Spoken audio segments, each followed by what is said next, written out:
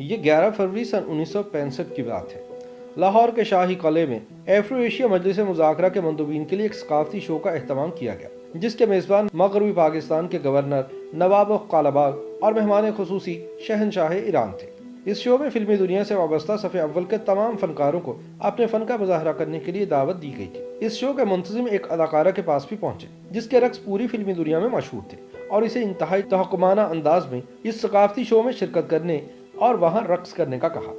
اداکارہ کو شو میں طلبی کا یہ انداز انتہائی ناگوار گزرا اور اس نے شرکت سے انکار کر دیا، لیکن تقریب کے میزبان نواب قلعہباغ کسی کا بھی انکار برداشت نہیں کرتے تھے۔ اداکارہ کا تقریب میں شرکت سے انکار ان کی انا کا مسئلہ بن گیا اور انہوں نے لاہور کے چند مشہور بدماشوں کو مبینہ طور پر اچھا شکروالا کے ساتھ پولیس کی سربراہی میں اداکارہ کے پاس بھیجا۔ بدماشوں نے اداکارہ کو بے عزت کیا اور اسے رقص نہ کرنے کی صورت میں انتہائی سنگین نتائج بھگتنے کی دھمکیاں دی۔ یہ اداکارہ اپنی تذلیل برداشت نہ کر سکی اور پھر چند ہی گھنٹوں میں خبر پوری فلمی دنیا میں گردش کرنے لگی کہ فلاں اداکارہ نے خواب آور گولیاں کھا کر خودکشی کی کوشش کی ہے اور وہ نہایت نازک حالت میں لاہور کے ایک اسپتال میں داخل ہے۔ اداکارہ کے زندہ بچنے کی امید بہت کم تھی، مگر اللہ رب العزت نے انہیں بچا لیا۔ ملک بھر میں خصوصاً فلمی دنیا میں اس واقعے کا شدید رد عمل سامنے آیا۔ یہ تھی اداکارہ نیلو۔ ان کے اس انتہائی جرأت مندانہ اقدام پر حبیب جالب نے اپنی شہرہ آفاق نظم لکھی۔ اس نظم کا پہلا بند تھا: تو کہ ناواقف آداب شہنشاہی تھی، رقص زنجیر پہن کر بھی کیا جاتا ہے، تجھ کو انکار کی جرأت جو ہوئی تو کیوں کر، سایہ شاہ میں اس طرح جیا جاتا ہے۔ فلمی دنیا کے مشہور مصنف اور ہدایت کار ریاض شاہد پر نیلو کے اس اقدام کا گہرا اثر ہوا۔ انہوں نے نیلو کو شادی کی پیشکش کی اور یوں 14 اکتوبر سن 1966 کو دونوں رشتہ ازدواج میں منسلک ہو گئے۔ اس سے قبل نیلو نے، جو عیسائی مذہب سے تعلق رکھتی تھی، بادشاہی مسجد لاہور کے امام مولانا غلام مرشد کے ہاتھ پر اسلام قبول کیا۔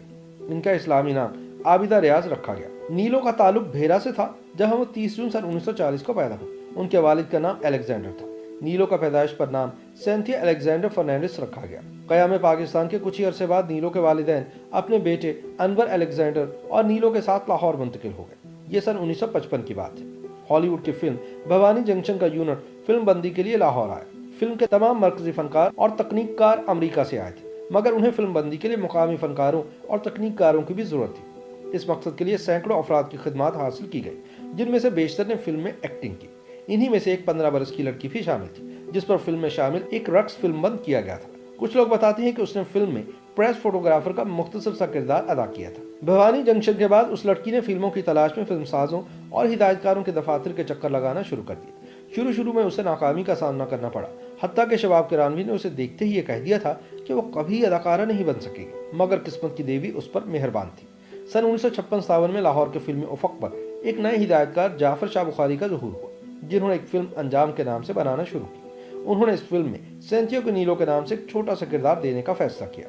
یہ فلم 8 مارچ سن 1957 کو نمائش پذیر ہوئی۔ فلم ناکامی سے دوچار ہوئی، مگر فلمی دنیا کو نیلو کا تحفہ دے گئی۔ اسی برس 9 اکتوبر کو فلم ساز سیف الدین سیف اور ہدایت کار جعفر ملک کی فلم 7 لاکھ نمائش کے لیے پیش ہوئی۔ اس فلم میں مرکزی کردار سبیحہ اور سنتوش کمار نے ادا کیے تھے، مگر فلم کا ایک گانا جو زبیدہ خانم نے گایا تھا فلم کی شہرت کا سبب بن گیا۔ اس گانے کے بول تھے: آئے موسم رنگیلے سہانے، جیا نہیں مانے تو چھٹی لے کے آ جا ورنہ۔ یہ گانا سیف الدین سیف نے لکھا تھا اور اس کی موسیقی اور رشید اترے نے ترتیب دی تھی۔ یہ گانا نیلو پر فلم بند ہوا اور وہ راتوں رات ہدایت کاروں کی ضرورت بنتی چلی گئی۔ اب انہیں فلموں میں مرکزی کردار ملنا شروع ہو گئے۔ بطور ہیروئن ریلیز ہونے والی نیلو کی پہلی فلم کچیاں کلیاں تھی۔ پنجابی زبان میں بننے والی اس فلم نے نیلو کے مد مقابل ہیرو کا کردار اسلم پرویز نے نبھایا تھا۔ اس کے فلم ساز حکیم علی اور ہدایت کار امین ملک تھے۔ یہ فلم 28 فروری سن 1958 کو نمائش کے لیے پیش ہوئی۔ اسی برس 21 اپریل کو عید الفطر کے موقع پر نیلو اور اسلم پرویز کی ایک اور فلم نئی لڑکی سنیما گھروں کی زینت بنی۔ اس فلم کے ہدایت کار بھی امین ملک تھے۔ یہ بطور ہیروئن نیلو کی پہلی اردو فلم تھی۔ اب آہستہ آہستہ نیلو فلمی صنعت میں اپنے قدم جماتی گئی۔ ان کی کامیاب اور ناکام فلموں کا تناسب برابر ہی رہا۔ اگلے چند برسوں میں ان کی کامیاب فلموں میں نین، کوئل، ساتھی، 16 آنے، یار بیلی، خیبر میل، بنجارن، میرا ماہی اور موج میلہ کے نام شامل تھے۔ فلمی سفر کے ساتھ ساتھ نیلو کے اسکینڈل بھی بنتے گئے۔ رتن کمار اور درپن کے ساتھ ان کے معاشقوں نے بڑی شہرت حاصل کی، مگر جب سن 1966 میں وہ ریاض شاہد کے ساتھ رشتہ ازدواج میں منسلک ہوئیں تو پھر انہوں نے ایک بھرپور گھریلو زندگی گزاری۔ سن 1967 میں عرب اسرائیل جنگ کے بعد فلسطینیوں کی جدوجہد آزادی پوری دنیا کی توجہ کا مرکز بن گئی۔ ایسے میں ریاض شاہد کے انقلابی کردار نے اس جدوجہد کو سینما اسکرین پر منتقل کرنے کا فیصلہ کیا۔ फिल्म की कहानी उर्दू डाइजेस्ट में शाया होने वाली एक दास्तान जरका पर मबनी थी, जिसे जफीर नदवी ने लिखा था, मगर रियाज शाहिद ने इसके हकूक जफीर नदवी से खरीद कर इसे खुद फिल्मी कालम में ढाला था। रियाज शाहिद पर एमफिल का मकाला लिखने वाले रिसर्चर के मुताबिक अमेरिका और इसराइल के नुमाइंदों ने रियाज शाहिद को तरगीब और धमकी दोनों तरीकों से फिल्म बनाने से बाज रखना चाहा, मगर रियाज शाहिद चट्टान की तरह डटे रहे। इस फिल्म में जरका का मर्कजी किरदार खुद नीलो ने अदा किया और ये पाकिस्तान की पहली डायमंड जुबली फिल्म साबित हुई। इस फिल्म के नगमात हबीब जालिब ने लिखे थे, जिसमें रक्स जंजीर पहनकर भी किया जाता है सरे फहरिस्त। ये नगमा नीलो पर ही फिल्म बंद हुआ था और जरका 17 अक्टूबर सन 1969 को नुमाइश पजीर हुई। इस फिल्म की रिलीज पर फलस्तीन की मुसल्लह तंजीम अल फतेह ने जरका के फिल्मी यूनिट को इस्तकबालिया भी दिया, जिसमें रियाज शाहिद को जुर्रतमंदाना फिल्म बनाने पर मुबारकबाद पेश की गई। जरका ने 8 शोबों में अवार्ड हासिल किए, जिनमें नीलो का बेहतरीन अदाकारा का अवार्ड भी शामिल था। नीलो ने इस फिल्म की कामयाबी के बाद अदाकारी से रिटायर होने का ऐलान कर दिया, मगर किस्मत के फैसले कुछ और ही तरह के होते हैं। सन 1972 में रियाज शाहिद कैंसर के हाथों जिंदगी की बाजी हार गए और नीलो को अपने बच्चों की परवरिश के लिए एक बार फिर फिल्मी दुनिया में कदम रखना पड़ा। सन 1974 में नीलो के फिल्मी करियर के दूसरे दौर का आगाज हुआ।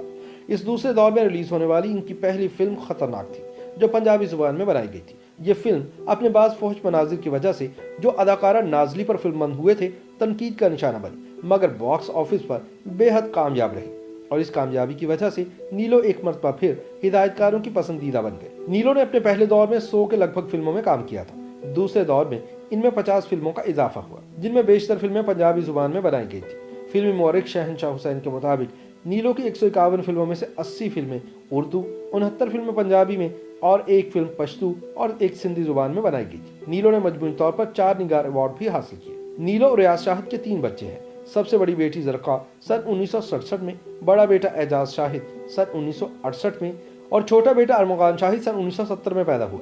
यही अरमगान शाहिद फिल्मी दुनिया में शान के नाम से मारूफ हुआ। 30 जनवरी सन 2021 को नीलो तवील अलालत के बाद दुनिया फानी से रुखसत हो गए।